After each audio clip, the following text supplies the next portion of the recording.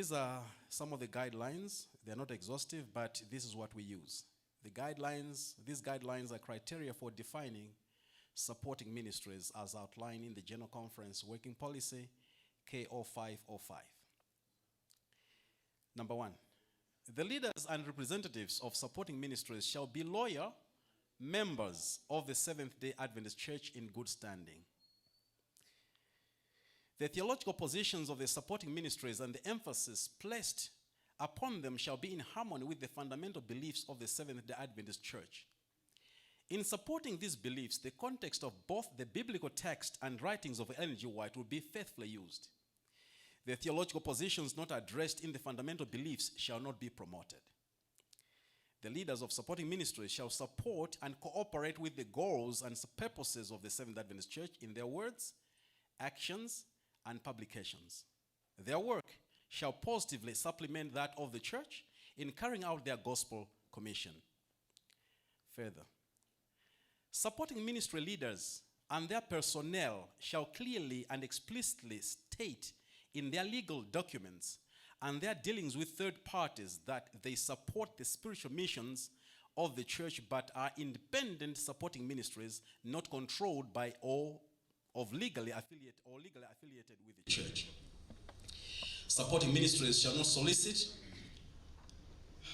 or accept tithe from SDA church members, but shall encourage their supporters to be faithful in returning tithe and appropriate offerings through the authorized channels of the Seventh-day Adventist Church. Supporting ministries providing services outside their own division territory shall consult with and secure approval via the union from the division administration concerned regarding the nature, extent, and duration of services rendered within that division. Policy number K0510, which you may not be acquainted with, but I'm acquainted with this one, but also some of us, talks about the process for listing supporting ministries. Organizations that comply with the criteria of K0505 may apply via the union for listing as a supporting ministry organization to the secretary of the division where the organization's head is located. And down there's a place where you say, I affirm that the entity below is in compliance with the guidelines listed above. The name of the organization and the name of the person representing the organization and your signature, and that's the application. You make an application that I want to do this. So some of you, you've been running supporting ministries. Either you're recognized or you're not recognized. Are there some of you who are already running organizations that you have termed supporting ministry? You are a supporting ministry, wherever you are, whether in Zambia, Malawi, Zimbabwe, Namibia, whatever. Do we have representatives like that in here? Can you stand wherever you are? Supporting ministries. Can you move forward for a minute? Just move forward. We're going to ask you a question. It will be the same question for everyone. The question will be, what do you do? That's all. Come and tell us the story in a minute. What do you do? Tell us the name of your supporting ministry, what it is, even where you are, where you're located, your address. If you have got an address, just move over here. Yeah. You don't have to say too many things, but say something. The name of your ministry or your name, whatsoever, and let us know what you do. My name is Ansa Matipini. We have a supporting ministry called Amen Kids, Adventist Mega Evangelism Network. That's the meaning of Amen. Amen Kids is a subsidiary of Amen, which is into evangelism. But in Amen Kids, we are mostly dealing with kids. We've been in our prison, the juvenile prison. We've seen that kids are committing crimes. And what we need to do is to make sure that before they are taken to the juvenile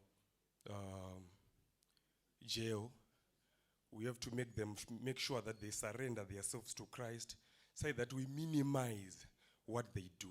So as Amen Kids, we have a radio program in Star FM. Star FM, each and every, if you tune in every Friday and Saturday, we have a program that we do with Star FM that is mostly for kids. We have also a program that we do in the rural areas. We are paying school fees for less privileged kids that are there. So maybe next month we'll be going down to Mberengwa to hand over about 50 uniforms to less privileged schools, 25 boys and 25 kids. So that's what we are doing with Amen Kids. Mostly we're doing this with non-Adventist kids. And we're also giving prizes to the schools. Just yesterday, we're giving a prize to a school in Chungwiza where we had almost around about 2,000 kids who were listening to Star FM Amen Kids program. So we're giving the prizes to them, and the prizes are Bibles and hymn books for kids and whatever. So we just want to thank God that the ministry is growing. Thank you. Amen. What does that mean? Amen. Adventist Mega Evangelism Network. Say it well. Amen stands for Adventist Mega Evangelism Network. But we have two departments. We have the bigger Amen for bigger people. Then we have Amen Kids for kids that we do with kids. Yeah. Good evening. I'm Mrs. Mulondano. I come from Mongo, West Zambia field. We are running a university, Bethel University. This university was started by my late husband and I. We are running programs in education. We are educating teachers, those who have diplomas and would want to go for degrees. We also have primary degree. We have early childhood. We also have theology and business. Through this, the students who come are not only Adventists. So we have worship or convocation every day. And then during the holidays, that's when we have the teachers. And every holiday, we have a week of prayer for the teachers. During this week of prayers, we are able to win souls for Christ. And the field helps us with the baptisms. So through this method, we are able to support the church. We have challenges, of course. We are the youngest Adventist university, I would say, in the world. It started just as a family project. And so the challenges of starting a university are still with us. We are using rented structures, and so we need our own buildings to move away from the high rental costs. We need classrooms for our students. And so these are some of the challenges that we are facing. Thank you so very much. Good evening. Ours is called the PORA, Prison Outreach Reintegration Association. And actually I say that is the major NGO of the Seventh-day Adventist Church here in Zimbabwe. What we do is we visit prisoners to extent of having baptisms in prisons. We also run reintegration programs for those who are in prison to acquire the necessary skills. It's actually registered even in the government of Zimbabwe. The board, the membership, they are all baptized Adventists. We work very closely with Pastor Moyo. I hope Pastor Moyo here. Let him stand. The pastor, that's Pastor Moyo. He is a blessed man of God. Unbelievable. Just this evening, We met outside whenever a prisoner dies and he has no one to bury. Just this evening, I gave Pastor Moyo $10 to bury a prisoner tomorrow. We are also responsible for running VOPs programs for inmates. As I'm standing here, in 2 weeks' time, we'll be having a graduation for 400 prisoners in Bindura, which is about 120 kilometers from here. And the coming month, we will be running also a VOP graduation for another 350 prisoners in Masvingo. We use university students mainly to go and preach in prison. We are allowed to get in simply because it's an NGO, and also wonders have been performed over the past few years we've been running this. One of them is that our association was able to pay for all the prisoners, women prisoners who were released in Gweru female prison. And when they phoned us, it was during the week after we had spent a whole day with the women prisoners. They allowed us simply because I'm a civil servant. So they allow us to get into the prison inside, which they cannot allow for any elder. But to make sure that we are compliant with our church, we work closely with the Pastor Moyo. Some of the things that we have done is that we have bought sewing machines for Bindura prison. We have been asked also to put up a baptismal pool in Gweru prison. We have encouraged all our students, particularly university students, to do a lot of work for prisoners. We want to thank God for this organization, and we want to pray that you continue to pray for us. I thank you. Amen.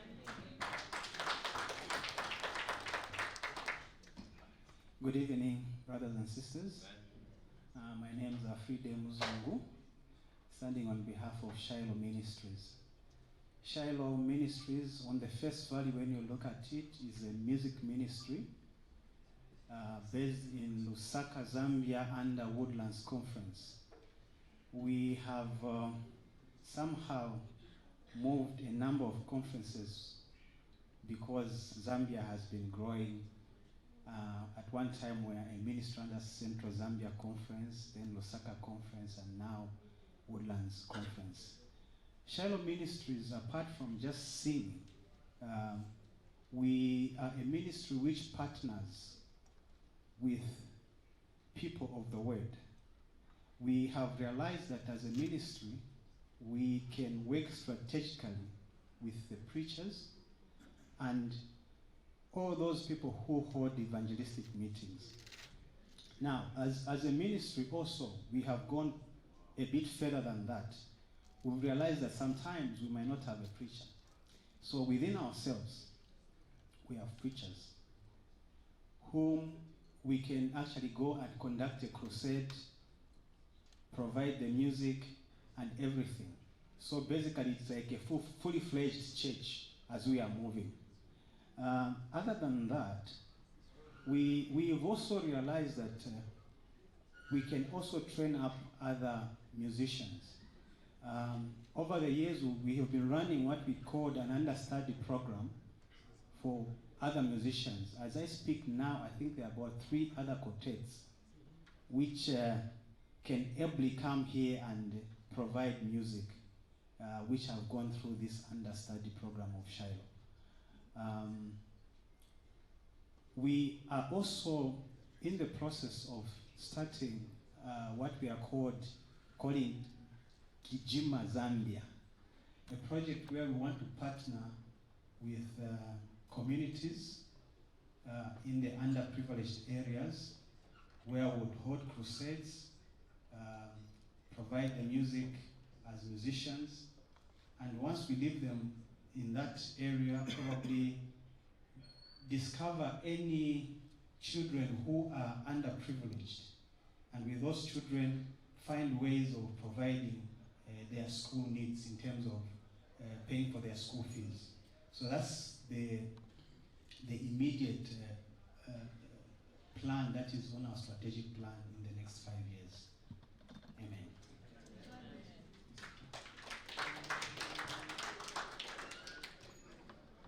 Good evening. My name is Andrela. This is my wife, Cecile. We were in a ministry together, Pangolin Wellness Center. Pangolin Wellness Center. Okay.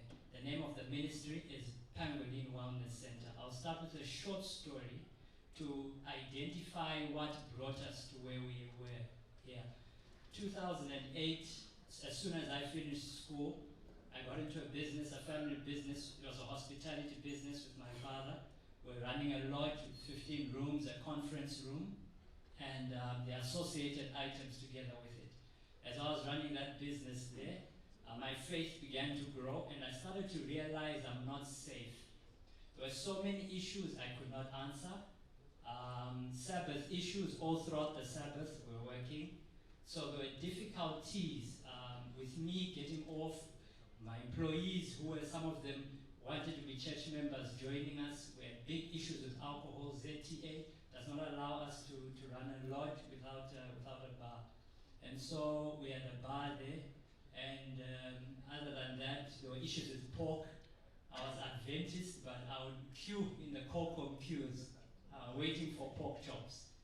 And so it hit me and it hit my conscience that I don't think I'm ready to do this for the rest of my life, and I should find a way out. And so I started to research, how can an Adventist own a hospitality or a hotel or a lodge and run it according to God's principles.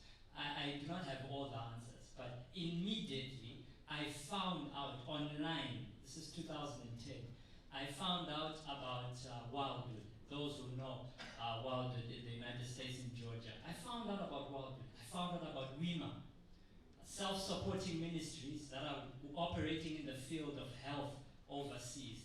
And my heart was drawn. I sent emails. I communicated. Can you help me set up something very similar right here back in Zimbabwe? And so as I began that journey, I went for training. They fortunately sent a team from America.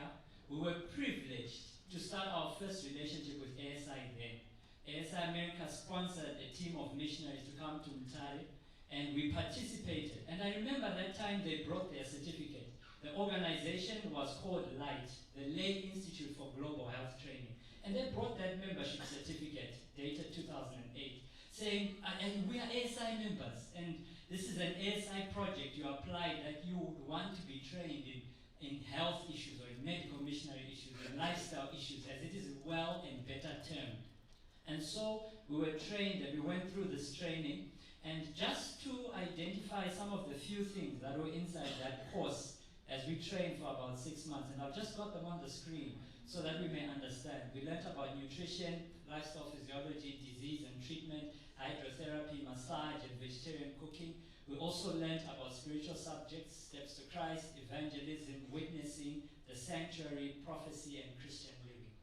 And as we learned these things, they told us, and as they were teaching us, they encouraged us to start similar self-supporting ministries in this country, as we have a prototype in Zambia.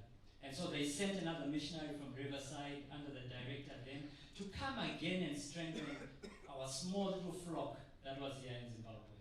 And ever since that time, we began working with different churches. And so all this was happening, and I had left business. I officially had left the lodge running. I had gone at crossroads with my father. And so I just decided I'm going to be an evangelist, a health evangelist, and work for the Lord that way. I would have better peace. And during this period, my father fell very ill. And as he fell ill, he called me back. We visited the doctors to and fro. And the the doctors emphasized his lifestyle needed to change. And by God's grace, this is what I was learning. And we started to implement these things. He himself took a plant-based diet. We never forced him. He said he wants to be vegetarian. He said he wants to change this. He said he wants to change this. And so my father began to appreciate these principles. And he began to go along with these principles. As the years continued to roll, I was taking care of my father at the farm. And as I was taking care of my father, unfortunately he had a chronic illness, motor neuron disease, MND. And it degenerated in the year 2018 on the evening of my wedding with my wife. My father rested in Jesus. But as he rested, before he rested, we discussed this issue. That, Dad, you have a business back in Gweru. And you know that place sells alcohol and we do all the other things as the world does them. And these things are not at peace with the Lord. And I remember him asking me, what do you think we should do with that thing? And there was the golden boot, the dream. I told him, that place can be a wonderful supporting ministry. It can be like the Wildwood I've read about. It can be like the Uchi Pines I've read about overseas. This place can be a wonderful supporting ministry like the Riverside we know in Zambia, helping and assisting the work of the church. My father's like, go ahead. Go ahead. There's nothing stopping you. If this is what you think, go ahead. I quickly went off to Gweru. We took out all the alcohol. We stopped the bar. And lodges are sometimes used to be brutalized many a times by people and their girlfriends and so forth. We got there. We stopped all that nonsense. We cleared the place out. And we began to work on a wellness center. We began to work on a wellness center. So we have begun working on the project now. If I just go in my slide, I put some things here, but I'm just going to quickly jump them. This is just a picture of the health expos we're trained and the different health talks on how people have to do health talks in different churches. And the reason why I chose Light is not because they've been biased to me, it's because they've been working around the world. And from 2008, they had trained about 10,000 lay members in over 80 countries of the church, of the world. And so they encouraged us to start an affiliate training school. That's what we are now. We're an affiliate training school under Light. And that's what we are, Pangolin Wellness Center. There are some few things I wanted to mention about our Adventist health message. I'll rush quickly down. Many people do not know what our health message is. And we have challenges in this work. Many a times we are taken for traditional healers. We are taken for people who are rebelling and destroying the church. We are taken for different views. But from what I have learned, it's very simple. The Adventist lifestyle attacks issues with cholesterol, diabetes, high blood pressure, and metabolic syndrome, usually your NCDs. And as I continue, it's all about the choices we make, the simple lifestyle choices we make. This is the Adventist lifestyle in summary. And these slides I'm using, I was given by ASI North American Division at that point in time, the abundant living slides. These are the slides I'm using. This is the Adventist lifestyle. It's simple. It's a plant-based diet.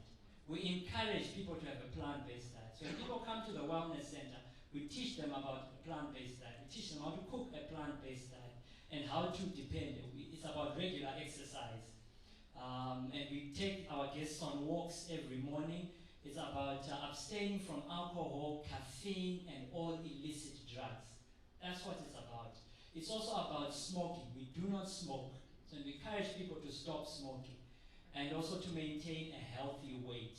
These are the simple summaries of the Adventist lifestyle and trust in God. Very simple things we are teaching people. When people are coming, we are not giving them jujus and funny things. It's a simple lifestyle. Anything you do at home, we are just teaching the world to live like Adventists. Basic things. And so from our work that we do there, let me just quickly rush down. These are some of our rooms there. When people come on the programs, they have their private rooms, in-suite. All our rooms are in-suite accommodation. As someone comes, plant-based diets, different issues here and there. And truly, our church position is lacto-ovo. And so we teach this in our plant-based diet. We do cooking schools and cooking demonstrations. Right now, we've been privileged. We're taken by an NGO to help educate about lifestyle in the different schools. So far, we've been in more than this past term, we've entered more than 30 schools in Gweru. An NGO came and it's got the papers from Ministry of Health and Ministry of Education. They say, we want you to be teaching about lifestyle in schools. And so we've been going around teaching about lifestyle. We teach about simple things people can do at home, like hydrotherapy, to deal with simple colds and ailments. These are basic things that we teach. These are some of our trainings that now we've been doing as an affiliate school. We, just like the training we went through, we are there. Our curriculum is overseen by the General Conference Health Department. And so we just teach people the simple principles about health as we have been taught them. And they go and they practice. They practice this in their churches, they learn how to do health expos, and they learn how to do these other things. Now this is what we are building now. We are trying to build, this is the plan of it. Our main building, we are renovating it so that it may meet the HPA standards here in Zimbabwe, Health Professions Authority, so that a nurse or even a physician can be considered to be in practice as they are working at the wellness center or at the lifestyle center. We have desires and we have needs. But out of all the needs, if you were to ask me, what do I want? Do I want money? Do I want this? No. The greatest thing that I would want, two things. Number one, a good relationship with the clergy. A productive relationship with the ministry. With our pastors, and would love our pastors to be part of the program of training the lay members on how to do evangelism. We had introductory letters when we came from ASI, we had different letters, but when we take them to the conference office, we are told that word, you are an independent ministry, get in line. And so the desire, if there is something I would wish that I could have, is a working, nurturing relationship with our ministers. And we are here to talk and work together. We're not here to destroy the church. But let's talk about these things. Even if you come, we call me, we sit down in your office, ask me all the things that you want to ask. Are you a herbalist? We had to do this. Are you the ones who are killing people, taking their pills and throwing them in their bins? No, we are evidence-based. Come, we talk. The second thing I would definitely also love, on the same note, not money, is another productive relationship with our Adventist physicians. The war is three-way. On one side, you have a minister, and on one side also, we have our physicians. We would love to employ. UG Pines has about 3 Adventist doctors that are on site. And this war has been going on. For example, Dr. Sikwa told me an interesting story. Someone walks into an Adventist hospital and has got a mental problem, and they are given a certain prescription or so forth. As they walk out of that, they meet a medical missionary who tells them that, what have you been given in this Adventist hospital? I've been given these pills. No, these pills are dangerous. They take these pills, they throw them away. Come, let me drink, let me give you aloe vera. They go, he's given aloe vera. As he's been given aloe vera, he meets an Adventist minister. An Adventist minister says, what are you doing? Aloe vera. You've got mental illness. These are demons. Come here. That's not that. So you have a doctor here, you have the medical missionary here, and you have the pastor here. And we are all not on the same page. And if there is something I pray for, it is unity.